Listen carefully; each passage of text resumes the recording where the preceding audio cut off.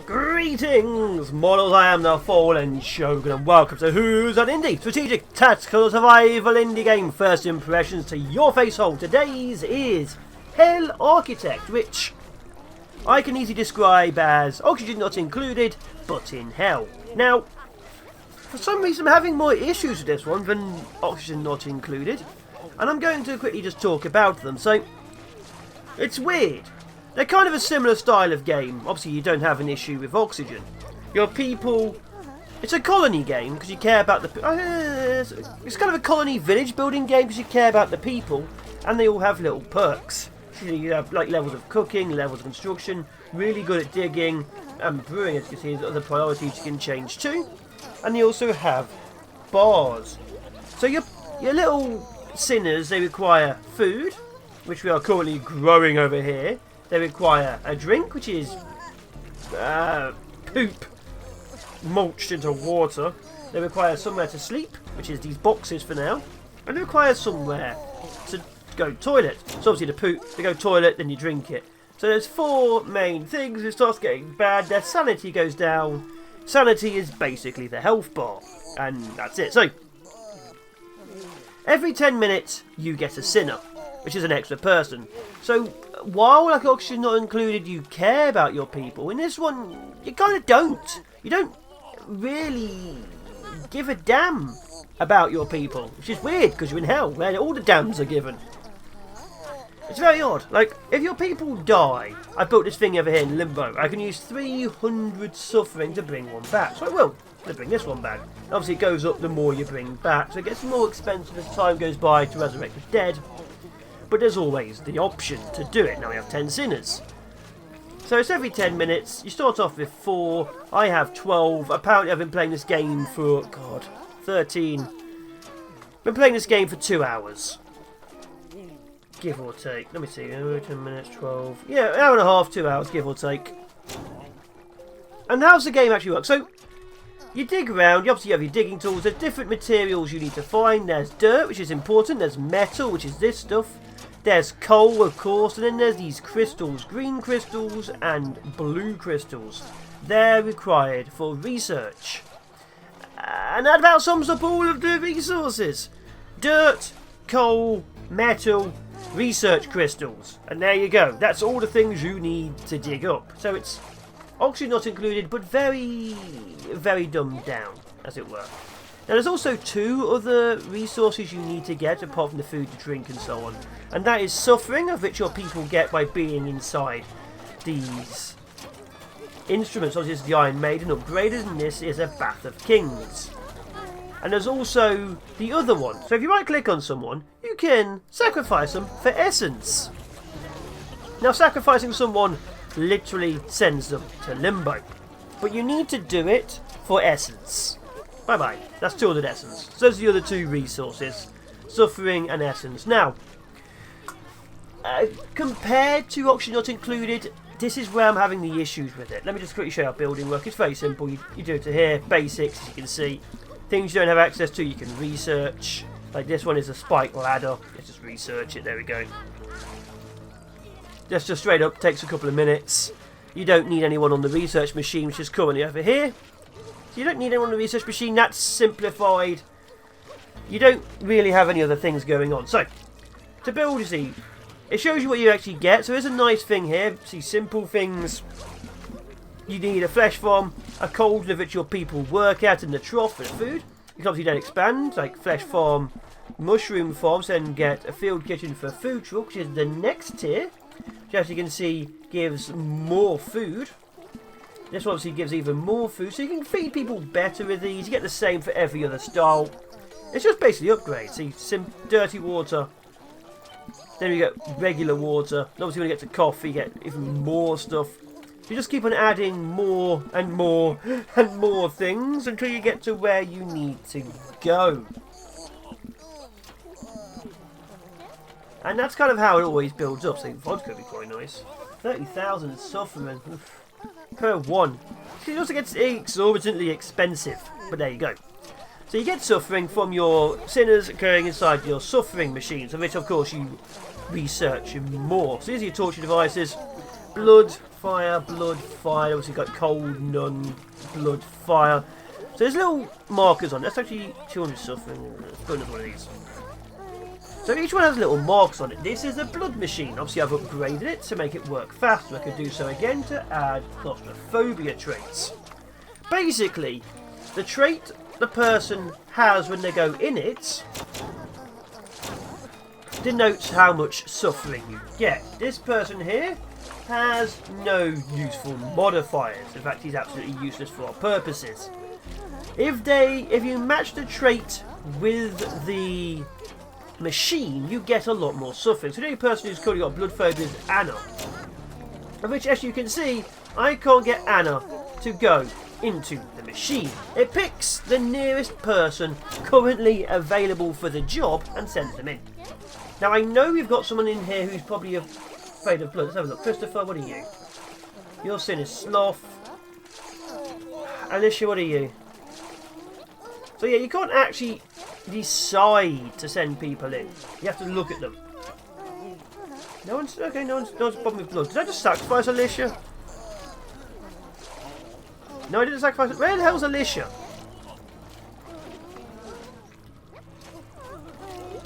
Patricia? So yeah, okay, solid. Just send people in. Now, once you've sent someone into that job, they are locked in forever. Unlike stuff like Oxygen Not Included, your people will be doing that job until you tell them not to. And as you can see, you push them. Aha, Patricia.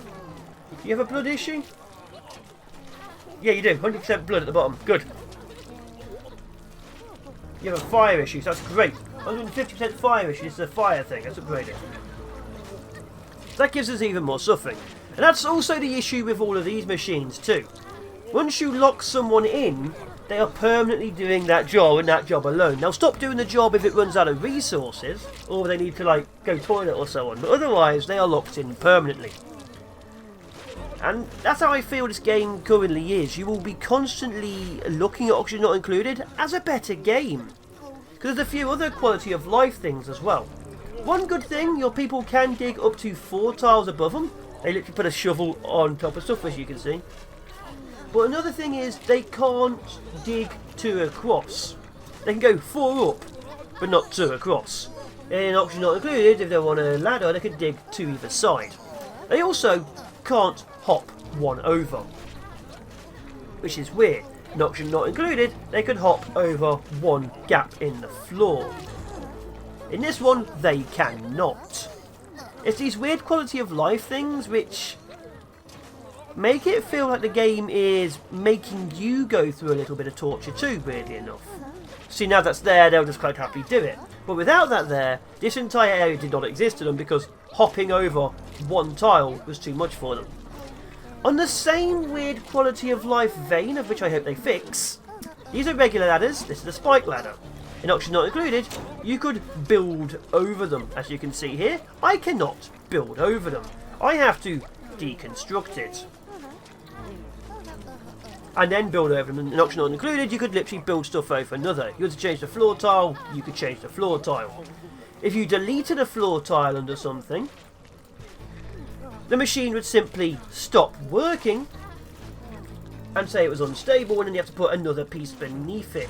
In this, you have to delete the machine, dig up the floor, put the machine. That is 4 steps to the same level as Oxygen Not Included's 1 step. Now, I don't usually like doing games where I'm kind of overly negative, but I keep getting PR messages asking when I'm going to do the game, so I am.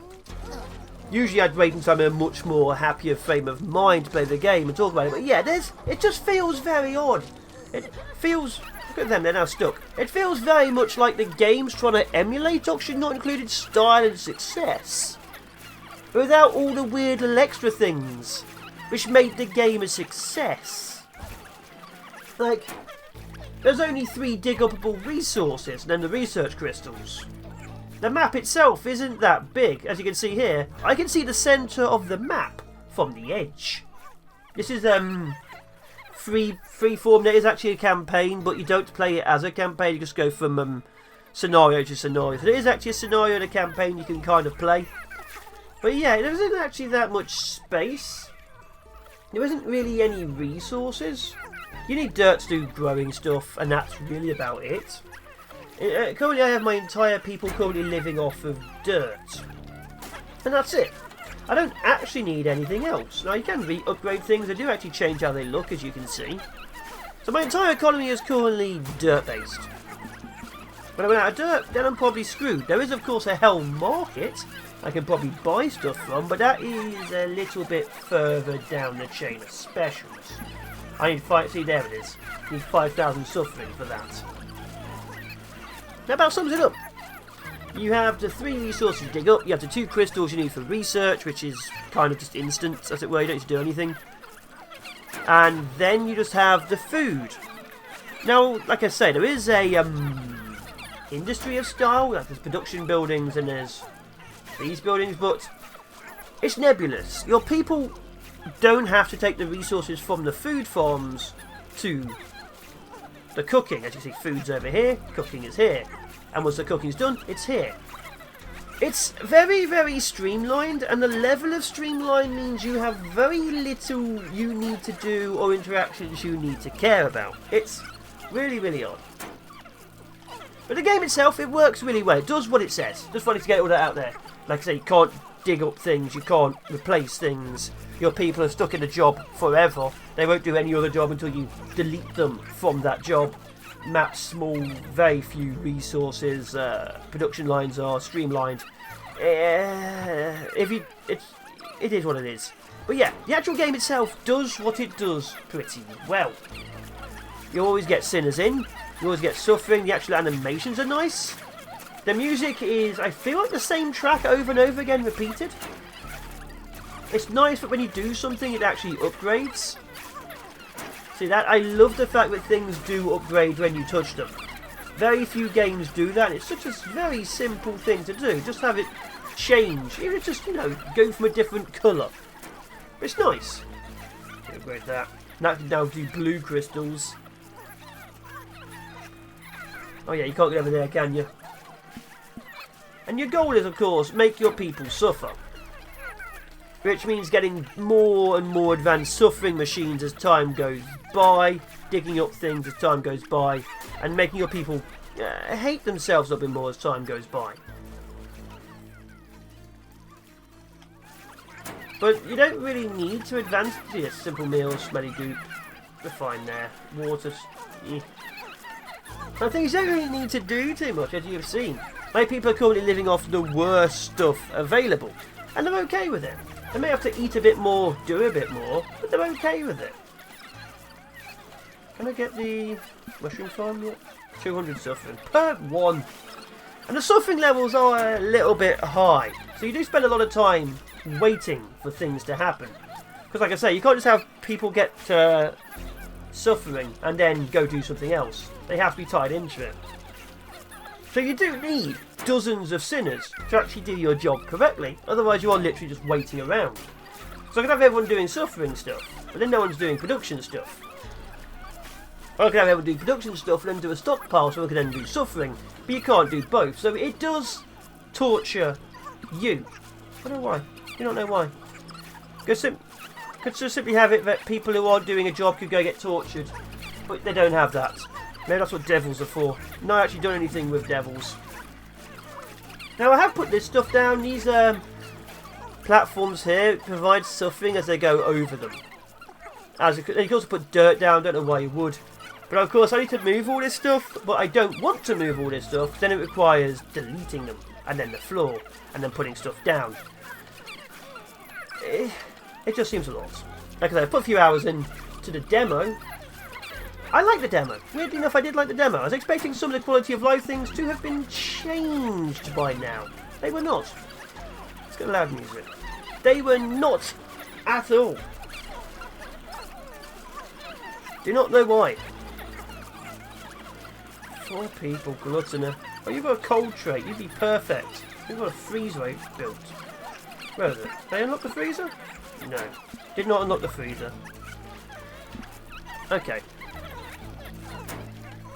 How's research going? But yeah, like I say, research there's no real connection. What's this? Endless fall. After all hell began, it did fall. Yeah. So there's a lot of different torture machines, which I quite like. A lot of different things you can do to put torture through. So you can really make things look different.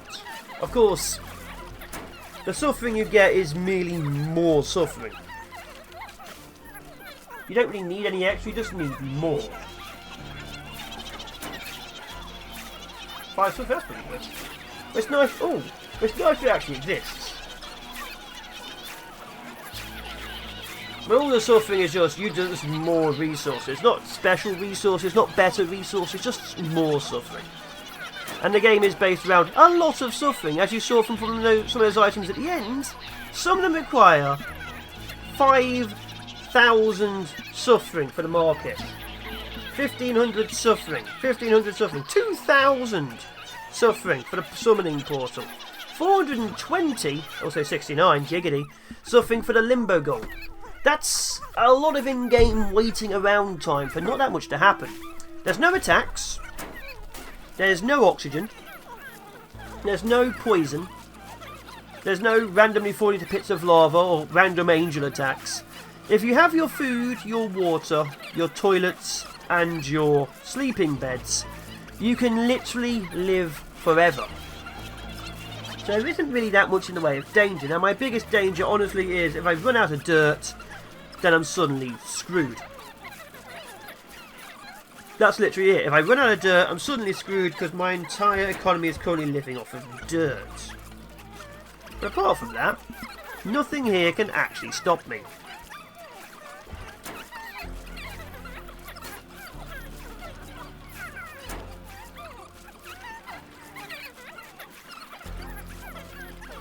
I think that's really it. Because your people aren't dynamic, because obviously they're literally trapped to the one job. Unless you physically go in and change them. There's not really that much activity.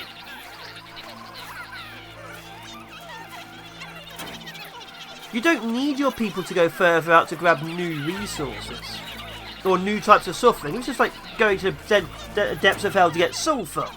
Or having to pump up lava. You know, make it some kind of weird, hellish torture device. You don't have to do any of that. Because there isn't any of that. So your people kind of stay in one place. It feels...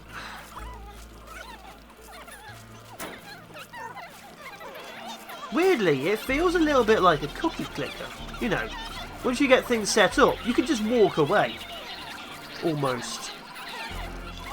Because all I need to do really is just dig up a bit more dirt here and there. I could literally just walk away, let the suffering increase, and then buy something more expensive later on. Very odd. Very, very odd. Did not think I'd feel this way about this game. Because I love the demo, like I said. It's just... feels shallow. Feels kind of shallow. But the quality of life things... easily done. Being able to put a better ladder over an older ladder. Very, very simple option. Or putting a better platform, like this one over that platform, and then putting it back a 1 to 2. Extremely, extremely simple. Even just being able to move your items around would be nice.